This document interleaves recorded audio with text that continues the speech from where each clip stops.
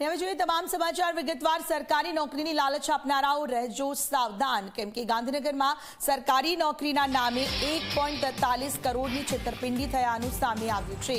જી હા, 27 જેટલા લોકો પાસેથી સરકારી નોકરી આપવાના નામે રૂપિયા પડાવવામાં આવ્યા છે। વર્ગ 3 ડ્રાઈવર અને પટાવાળામાં નોકરી આપવાની લાલચ આપવામાં આવી છે।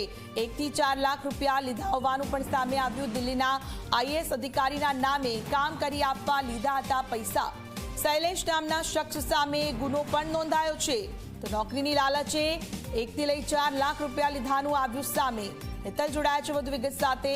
હિતલ, આખરે નોકરીના નામે પૈસા પડાવવાની જે લાલચ આપવામાં આવી રહી છે, પૈસા પણ પડાવાઈ રહ્યા છે, શું છે આ સમગ્ર ઘટના?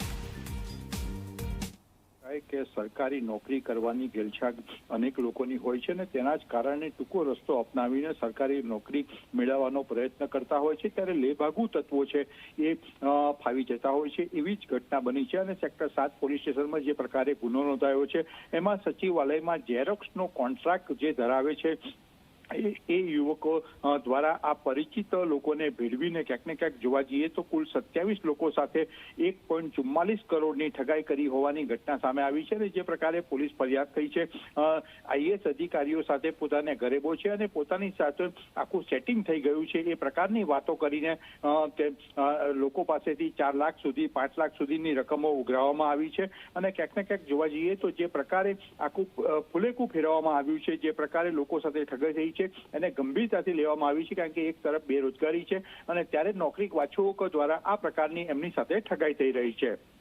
જી આભાર આપની તમામ માહિતી બદલ।